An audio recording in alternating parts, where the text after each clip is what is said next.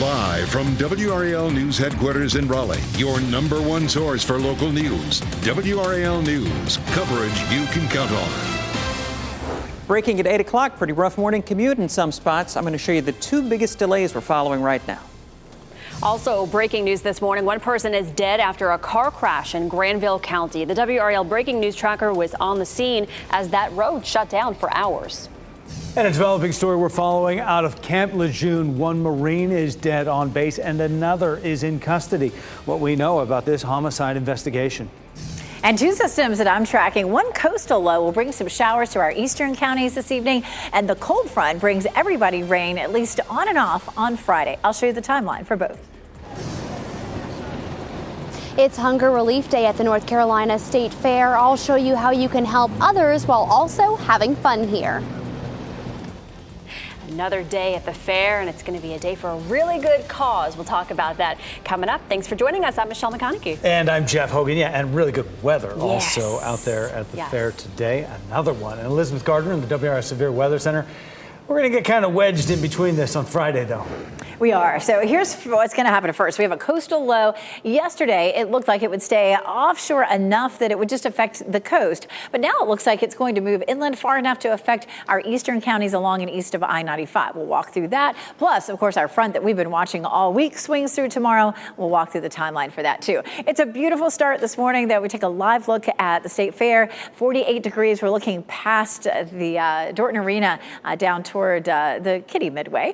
Clear this morning, but we'll start to see the clouds rolling in mid to late afternoon. We'll begin to see some showers around Clinton and Goldsboro during the evening commute, and then during the, say, dinner hour up until midnight from Goldsboro to Rocky Mount, Wilson, and Roanoke Rapids. But again, it's likely to be along and east of I-95. So for fair goers, it should stay dry today.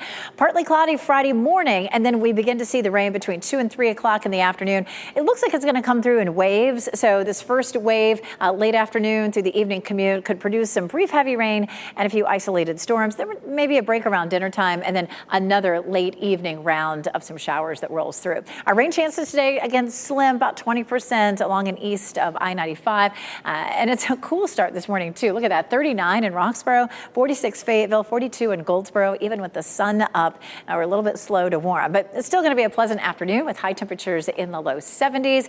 Coming up, we're going to talk about how much rain we may see with Friday's front. Brian? 8:02 right now, and breaking news on the southbound side of I-87 coming through Knightdale back toward Raleigh.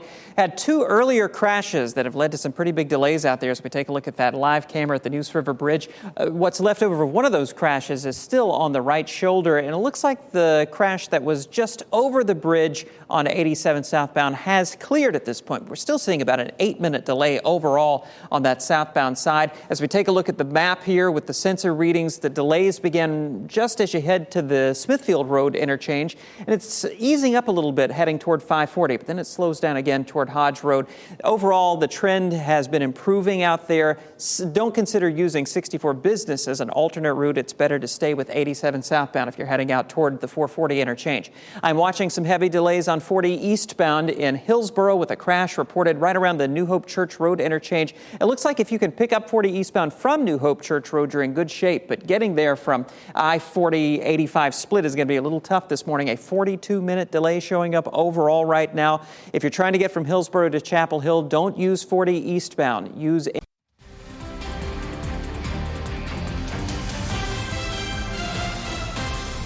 Welcome back on your Friday Eve. You are looking live at a beautiful sunny Clinton. You're watching WRAL News, available on Spectrum and the WRAL app on your TV or streaming device.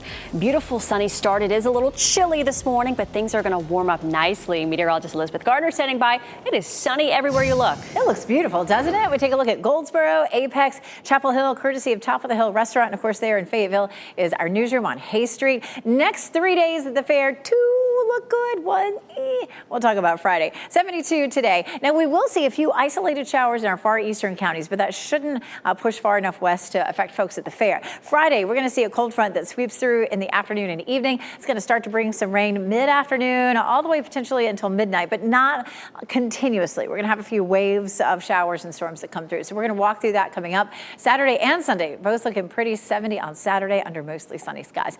Right here, where you can see the little bit of rain offshore, That's what's going to push through our eastern counties late today. And then here's the big old front that we've been following for the last several days. It's going to roll through for Friday.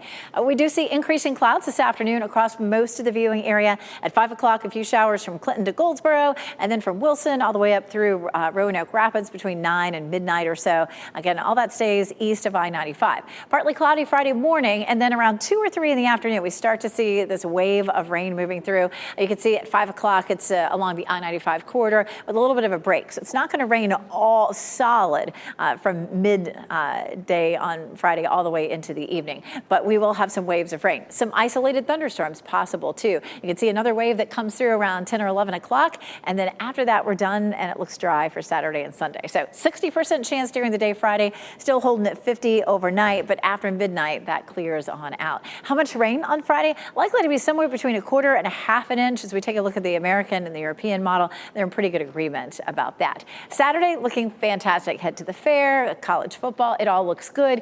Virginia plays at Carolina at 6:30. Temperatures will be in the upper 60s, nice and clear. Mostly sunny when Johnson C. Smith plays at Fayetteville State, 72. Looking absolutely beautiful. So gorgeous weather ahead for the weekend. Tracking the tropics, we finally had this system become a tropical storm yesterday. It's moving west at 16, winds at 60 miles per hour. It has gained some strength in the 8 o'clock advisory. It is likely to become a hurricane. It'll slide past the Leeward Islands over the weekend as a tropical storm, then becoming a hurricane. But right now, it still looks like it's going to stay out in the middle of the Atlantic and not affect land.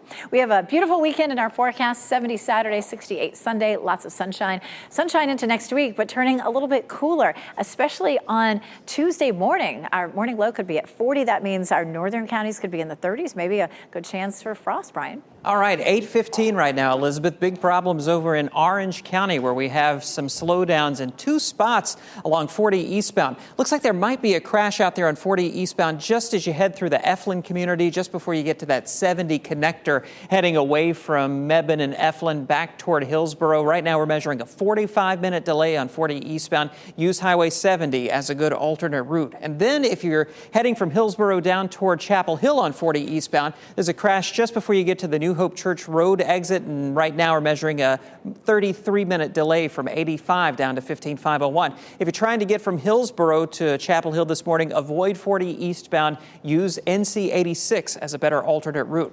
Still tracking some lingering delays on 87 southbound through Knightdale. Had a couple of minor crashes around the Neuse River Bridge a little while ago. You can see the traffic is still busy through there, but it's looking a lot better. Now measuring just a 3-minute slowdown overall from 64 Business out toward 440. A couple other trouble spots that we're following right now. A report of a crash on the east side of central Raleigh at Raleigh Boulevard at Milburnie Road. Apparently some lanes are blocked out there as they work to get that one cleared. And on the north side of Fuquay-Varina, not too far from Garner, a crash at 1010 Road at Fayetteville Road. As far as we can tell, this is a minor crash. Still, we're seeing some backups on 1010 Road approaching 401.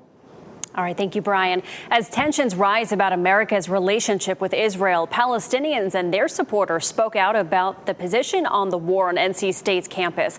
Dozens of people showed up last night to the pro-Palestinian vigil, and people held up signs and candles. WRAL spoke with students who say they want to see the U.S. stop funding Israel's military effort due to what's being inflicted on Palestinians. The U.S. needs to defund the IDF. This is literally an ethnic cleansing and a genocide, and to call it anything else would be doing an injustice to all the Palestinians in Gaza who have lost their lives. While in Tel Aviv, President Biden stressed his support for Israel in the war. He also announced the U.S. will send $100 million in humanitarian aid to both the Gaza Strip and the West Bank. State lawmakers will take up new election maps today that could help decide control of the U.S. Congress and North Carolina General Assembly for much of the next decade. The legislature's Republican majority meets today to discuss proposed U.S. House districts that would flip as many as 4 congressional seats from Democrats to Republicans. Proposed General Assembly maps could also protect Republican majorities. The maps were drawn in secret by members of the Republican majority. They drew sharp criticism from the left after they were unveiled yesterday. Votes to approve those maps are expected next week. For a look at the proposed districts, you can go to nccapital.com. The Raleigh Police Department is hoping to fill dozens of positions as they continue to deal with a staffing shortage. And this all comes as new data shows violent crime is down, but property crime is up. Raleigh Police Chief Estella Patterson says over the past 3 months, police were able to get 394 illegally owned guns off the streets. And of those, 85 were confiscated in Glenwood South. Police say a lot of those guns were stolen out of cars. The latest data comes as the city works to reduce crime in the downtown business core, a focus area for the police department. We have increased the number of officers in our transit unit, and we have also made investments in more cameras for increased eyes and ears in that area. A private security company may be on its way to Glenwood South. Raleigh is in the process of hiring one to assist officers as the department continues to test ways to curb crime in the social district. And this morning, we're working to get more information from police about a shooting in Wake Forest. This was the scene last night on North Allen Road. Investigators tell us one person was hurt and taken to the hospital. As of right now, they have not released any information on a suspect or said what led to the shooting. Almost 20 years a mystery and now finally solved. We know what happened to Natalie Holloway. She was 18 years old at the time, from Alabama, disappeared in 2005 on a class trip to Aruba. The man long suspected of killing her, Joran Vandersloot, confessed to that crime. According to a transcript of a plea deal, Vandersloot says he killed Natalie with a cinder block after she rejected his sexual advances on a beach in Aruba and then pushed her body out to sea. Natalie's mother, Beth Holloway, told NBC News at least now she knows what happened to her daughter. I think the not knowing is worse. You know, the knowing is shocking. You brace yourself, you take the hit, but the not knowing is the never-ending nightmare, and that's worse. And that's the boat that you were in? Yeah. For almost 20 years of your life? Yeah. Beth Holloway says Vandersloot's confession brought her family's long ordeal to an end. Governor Roy Cooper visited a global energy company in the Triangle to see new innovations that could cut emissions and boost the state's economy. Schneider Electric has a hub in Morrisville where Governor Cooper met with engineers and other local leaders. The company employs more than 1,500 people statewide and is developing technology to make the energy grid more efficient as more electric vehicles hit the roads. Cooper says the company's technology to decarbonize buildings could help the state catch up. It is very short-sighted to not require more energy efficiency and safety for our buildings into the future. North Carolina's energy efficiency codes are already more than a decade out of date. For comparison, most neighboring states update building codes every 3 years. Playoff soccer returns to the Triangle this Sunday when North Carolina Courage hosts Gotham FC at Wake Med Soccer Park. It's the club's first home playoff match since 2019. And since that time, the team has weathered turmoil on and off the pitch. But after winning the Challenge Cup last month, Courage had its first regular season sellout in their home finale October 9th. So they're hoping for more of the same Sunday. You know, obviously, we want this place packed out. That's the club's job, to make sure they try and get this place packed out. It's a home game. You don't get those very often, but the players deserve to be here based on their performances all year. We're really excited to be at home, playing in front of our fans. You could see the crowd that came out last week, so hopefully we'll have that crowd again, and for them to get behind us and just push us on, it's a great feeling. That is our new standard, is packing the stadium every single game. So, yeah, I do think that the community's really come back to embrace the club, and they love coming out here. It's a great experience. The players are just incredible on the field, off the field. So pack it out. It should be great. The Courage and Gotham FC kick off 7 p.m. Sunday at Wake Med Soccer Park in Cary. For tickets, you can go to nccourage.com/playoffs. And Charlotte FC is preparing to close out their season against Inter Miami FC and soccer superstar Lionel Messi. Inter Miami played in Charlotte last night, the first of 2 games scheduled for this week. Messi was in Lima helping his national team win over Peru Tuesday, but said in an interview with ESPN he'll play in the match on Saturday against Charlotte. Charlotte FC is hoping to make their first playoff appearance in its second season. The game starts at 6 o'clock. 8:23 right now. Coming up, today is likely to be a very busy day at the State Fair. How you can save money on admission and help families in need all at once. And scary moments in a North Carolina basketball gym when a high schooler went into cardiac arrest. How 2 teens jumped into action to save his life. As you get into your car, tune to WRAL News Plus on your radio. In Raleigh on 99.3 FM. In Durham, 96.5 FM. And everywhere on 101.5 HD3. Good morning and happy Thursday. Time now is 8:26. I'm Michelle McConaughey, dealing with some backups on the roads this morning. Brian Schrader brings us up to speed. Brian. Some big delays in Orange County right now on 40 eastbound. We have a report of a crash right around Buckhorn Road, which is in the Efland area. Apparently 2 right lanes are blocked, and those delays on 40 eastbound begin all the way back at the Orange-Alamance County line in the Mebane area, all the way out toward that 70 connector. Some good news, though. An earlier crash on 40 eastbound around New Hope Church Road in South Hillsborough has cleared and traffic's flowing freely. But take a look at that big backup from Mebane out to 85 in Hillsborough. You're talking about a backup of almost an hour. Use 70 as a good alternate route. Oh, that's a mess, Brian. Weather definitely not messy. We take a live look at Sanford. Blue skies here, and we're seeing that across the viewing area. Temperatures are on the cool side, though. 45 in Lewisburg and Tarboro. It's 45 in Irwin and in Goldsboro. So you want to grab the jackets. It's going to be a lovely afternoon, though. We're going to see partly cloudy skies and highs in the low 70s at the fair. Now, in our eastern counties, we're going to see a coastal low push in some cloud cover. And from the evening commute on toward midnight, we're going to see a few isolated showers. But again, that will all be east of I-95. The rest of the viewing area will stay dry. All right, thanks, Elizabeth. A Marine was killed at Camp Lejeune around midnight. Authorities confirmed they're investigating a homicide that happened last night. They say another Marine was taken into custody around 10 p.m. for suspected involvement. The incident happened in a barracks room on base. Next on Fox 50, Elizabeth will give us a timeline for possible showers and thunderstorms tomorrow.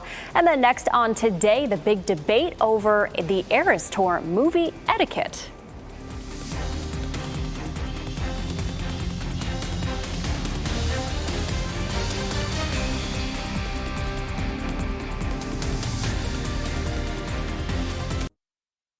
Shot in 4K ultra high definition. Your number one source for local news. WRAL News. Coverage you can count on. Breaking news at 8:30, we're tracking some major delays in Orange County. I'll show you how big the backups are and the alternate route that'll save you a lot of time. Also breaking news we're following this morning, a deadly crash in Granville County closed that highway for hours. The WRAL breaking news tracker was on the scene as troopers investigated. And we're starting off quiet, but we have a coastal low that's going to bring some showers to some of our eastern counties late today. And then tomorrow, our cold front moves through, bringing a better chance for rain for the viewing area. I'll walk you through the timeline for both. Polls are now open for early voting. Coming up, what you need to know about the new photo ID requirement before heading out to the polls. It's Hunger Relief Day at the North Carolina State Fair. I'll show you how you can help others while also having fun here. Oh, it's a good time on the way. 8:31 is the time right now. Thanks for making us part of your routine here on our Thursday. I'm Jeff Hogan. And I'm Michelle McConaughey. Another day at the fair, another nice day at the fair. We've been lucking out this week with the weather. I mean, we've all been out there saying hi to you guys, and it's been such a good time. Meteorologist Elizabeth Gardner was out there. Elizabeth, I mean, this is the kind of weather you want for the fair. Absolutely. A beautiful day yesterday. We've had such pretty weather. The only rain we've seen was the first Saturday, and that was just the first half of the day. This rain is not going to affect the fair, but we do have this low that's developing along the coast. And last night and this morning, the new runs of the computer models have shown a little bit of that rain in our eastern counties for this evening. Of course, we've been tracking this front all week long. That's likely to swing through and bring us a better chance of rain across the whole viewing area for Friday afternoon and evening.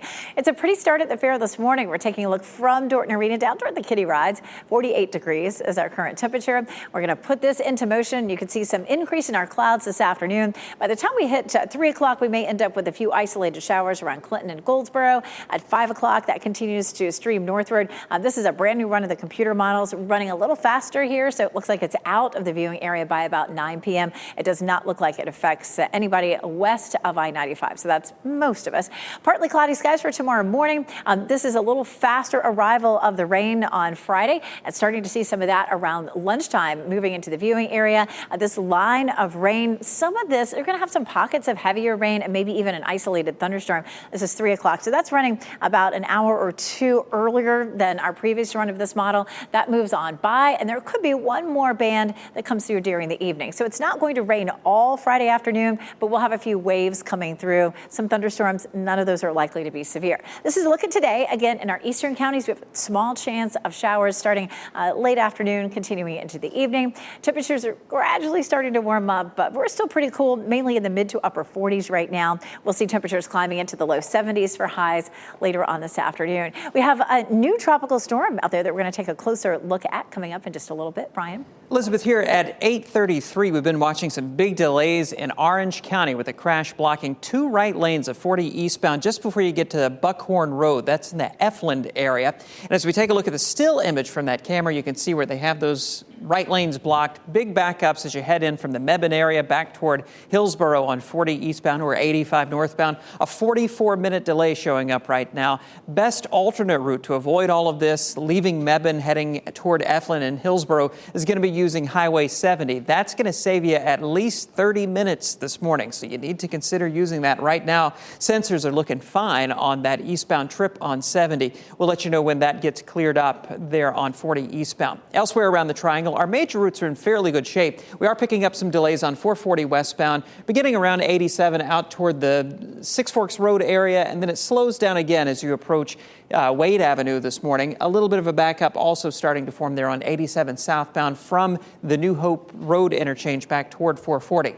New information about this crash we've been following at Raleigh Boulevard at Milburnie Road. We're told this does involve a motorcycle. Looks like traffic's flowing fairly well through that area right now, but we'll keep our eyes on it. Brian, thanks for that. We have breaking news. We're following. One person is dead after a deadly crash on I-85 in Granville County. It happened around 2 this morning. This is video from the WRAL breaking news tracker as state troopers investigated that scene. All lanes were shut down near US 15 in Oxford. We know at least 3 vehicles were involved. We're working to learn the name of the person who was killed and if anyone else was injured. Also breaking overnight, around midnight, authorities confirmed a Marine was killed at Camp Lejeune. Officials say another Marine was taken into custody around 10 p.m. for suspected involvement in that death. The incident happened in a barracks room on base earlier in the evening. We're working to find out the names of the Marines involved and what happened. Police in Durham are working to figure out the motive behind a shooting that killed a man. A person is in custody for this. It happened just after 9 last night on East Main Street. When officers got there, they found a man who had been shot. He was pronounced dead at that scene. Police do not think this shooting was random. Anyone with information is asked to call the Durham Police Department or Crime Stoppers. Polls across North Carolina will open today as early voting for the November election kicks off. And WRAL's Kelsey Coffey joins us now to explain the new requirements for in-person voting. And Kelsey, the location where you are, that's officially open. Michelle, good morning. Yes, showing your photo ID is going to be the new requirement this year, and the polls are officially open here at the Wake County Board of Elections. So you can see that there's a couple people right there on your screen right now trying to get everything started. We see some folks in the parking lot that are showing up to cast their ballots. But here's what you need to know about bringing your photo ID to vote. Some options may be your driver's license, passport, or university ID. If you don't have a photo ID, you can vote a provisional ballot and fill out an ID exception form. The rollout of the new requirement is going smoothly so far. September and October marked the first round of elections since the new law went into effect.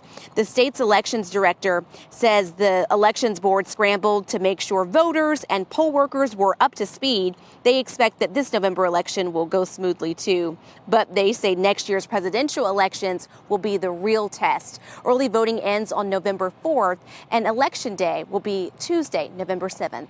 Kelsey Coffey, WRAL News, live in Raleigh. Tonight, President Biden will make a primetime Oval Office address following his trip to Israel. Biden touched down back in Washington, D.C. just before 1 this morning. He is expected to make a direct appeal to the American people later today to continue funding the wars happening abroad. That'll be the primetime Oval Office address you can watch tonight at 8 on WRAL. This comes after the White House requested more than $100 billion from Congress. That money would go towards aid and resources to Ukraine, Israel, Taiwan, and the U.S. border with Mexico. And during his visit to Israel, Biden said the U.S. will provide $100 million in humanitarian assistance for Palestinians affected by conflict in Gaza and the West Bank. This is a live look at Gaza right now. This morning, It is 8:43, and we do have a disturbance that's developing off the coast. That's going to swing some showers into our area just east of I-95 through this afternoon. And then, of course, we're following this front. We've been tracking that one for the last several days. It will swing through on Friday, bringing us a chance of some widespread showers and thunderstorms, but it's not going to be an all-day rain. So let's walk through first what will happen this afternoon. The new run of the computer model is a little bit faster, both with our afternoon system today and with our system tomorrow. So at 5 o'clock, we're looking at some showers around Clinton up toward Goldsboro, and then swinging on through and out of the viewing area by around 9 p.m. This is going to be just a little bit of light rain along and east of I-95. It's not likely to affect the remainder of the viewing area. We'll turn partly cloudy from the Triangle area westward as the system slides by. We'll wake up to partly cloudy skies tomorrow morning, but this next, the latest run of the computer model is faster with the arrival of our rain, more like 2 or 3 o'clock in the afternoon around the Triangle. It's moving east toward the I-95 corridor by about 5 o'clock. We're likely to have some pockets of heavy rain and a few isolated storms, but severe storms are not likely. Then we may get a break during the evening, and then late in the evening, a chance of another round of rain coming through. So it's not going to rain all day Friday. We're going to see a round of rain mid to late afternoon, and then maybe another one during the evening hours. So the one during the afternoon is probably going to be the one that has the biggest impact on folks headed to the state fair and possibly some of those football games. It looks like maybe the football Friday games won't be as wet if that latest run holds and we don't see another change in the timeline. State fair forecast for today, partly cloudy, highs in the low 70s, should be beautiful out there. Football Friday, we definitely have a good chance for rain. It's likely to be on and off. Our best chance will actually be at the beginning of the game, and then that should taper off just to a few isolated showers around 10 or 11 o'clock. Durham, looking beautiful with lots of sunshine right now. Our current temperature is 48 degrees, but we're quickly going to climb to around 72 this afternoon. Around town, we're looking at Durham at around 70, 72 in Raleigh, 74 degrees in Fayetteville. Our normal temperatures are in the low 70s. We will see our temperatures dropping off a little bit over the weekend, but Friday will be the most unsettled weather, and we're looking nice and dry for Saturday, Sunday, and Monday. 60% chance of rain on Friday with that system coming through. Checking out our 7-day forecast. Again, a beautiful weekend. We have some cooler weather on the way for the beginning of next week, especially our morning lows. 40 degrees possible on Tuesday. It could be one of the first days that we see some more widespread frost, Brian. It is now 8:46. I want to update you about this crash that we are following in Orange County, where we have 2 right lanes blocked on 40 eastbound right around the Buckhorn Road interchange. And actually, with this latest update from the camera, it looks like they may have reopened all of those lanes. Everything's over on the right shoulder now. So a reminder about North Carolina's move over law. You do need to move over at least one lane to give them some room to work. We are seeing some improvement on the sensor readings. About a 21-minute delay showing up now from the Mebane area out toward Hillsboro. You can see heavy delays from inside Alamance County on 40 eastbound all the way out to just before Efland. You might consider using 70 as an alternate route right now to avoid those backups, but at the rate that this is clearing, it might be better to stick with 40 eastbound heading back toward Hillsboro. As soon as you get out to that 70 connector heading toward Hillsboro, traffic's flowing freely. So if you can just pick it up from the Efland area, you should be in pretty good shape.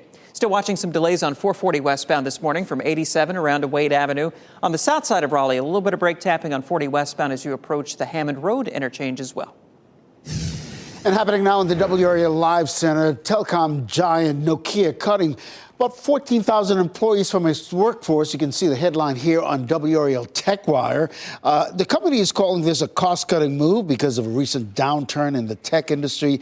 No word yet on what Nokia plans to do about the closing of any operations around the country or where those layoffs will happen. Of course, Nokia has an office here in Raleigh. You can read the complete story on WRAL TechWire. All right, thank you, Ken. The Raleigh Police Department is hoping to fill dozens of positions as they continue to deal with a staffing shortage. And this all comes as new data shows violent crime is down, but property crime is up. Raleigh Police Chief Estella Patterson says car theft is way up. There were 500 vehicles stolen this past quarter, and that's compared to 343 the same time last year. Many of the models targeted were Hyundais and Kias. Police districts have steering locks that you could get for free. You could just visit one of our district stations and we will provide one for you.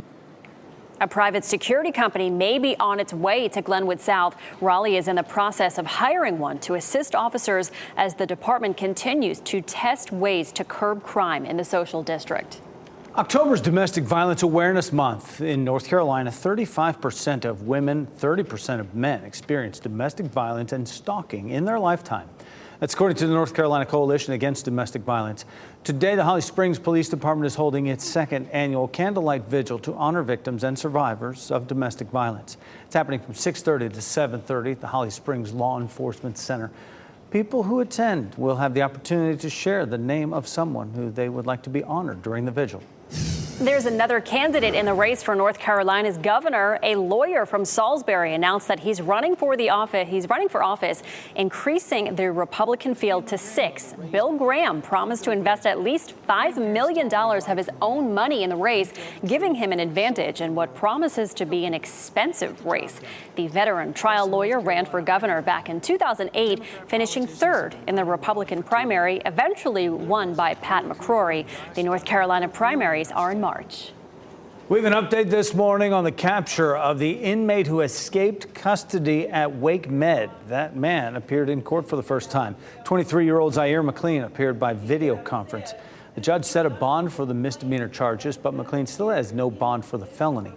McLean asked the judge to consider giving him bond, saying he's not a threat and he was at the hospital Tuesday night because he cut himself. The city of Raleigh wants your input today. Officials want to know how they should spend the new budget. You can drop in on a listening session. You'll be able to give your input and learn more about plans for the funds. It includes transportation, housing, parks, and the environment. If you're interested, you're encouraged to stop by Glen Eden Park Community Center this evening between 6 and 7:30. Lee County High School is adjusting its sports schedule after inspectors found cracks in the concrete at its football stadium. The bleachers on both sides of the field are closed until further notice. Last night's soccer games against Southern Lee High School were still played at home. However, fans were not allowed to sit in the stands. Tomorrow's varsity football game against Scotland will be played at Southern Lee High School. Next Thursday's JV football game will be played there as well. A structural engineer will determine what's next for the stadium. 2 months after deadly wildfires swept across parts of Maui, and now people there are confronting their concerns over toxic ash. Recent tests reveal that ash from the Kula fires contains higher than expected levels of arsenic and other dangerous metals. 3 schools in Lahaina opened this week, but the test results are shaking confidence that the children are safe. Superintendent, though, is offering reassurances. Some people still say they're not sending their children back to school. Just in time for Halloween, Chipotle is bringing back its annual burrito promotion. Anyone who showed up to a Chipotle restaurant wearing any sort of costume got a discounted entree. And this year, the chain is offering the deal online. All you have to do is use the promo code BURRITO between 3 p.m. and closing to score a $6 entree. The Taylor Swift Eras Tour concert film is having people question film etiquette now. It's a growing debate around how to enjoy the movie. After opening weekend, we know it's not a quiet, cell phone silence type of theater experience. Most Swifties have been up, singing, dancing, snapping photos of their friends. The Today Show spoke with an etiquette expert about all this. If you are singing so loudly that the people around you can't actually hear Taylor singing, this is a problem.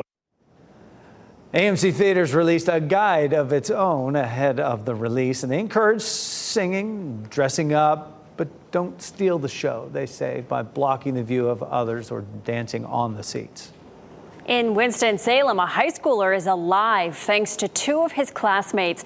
The scary situation happened during an open gym at Winston-Salem Christian School. The 18-year-old basketball player, DJ, suddenly went into cardiac arrest. 2 exchange students jumped in to give DJ CPR.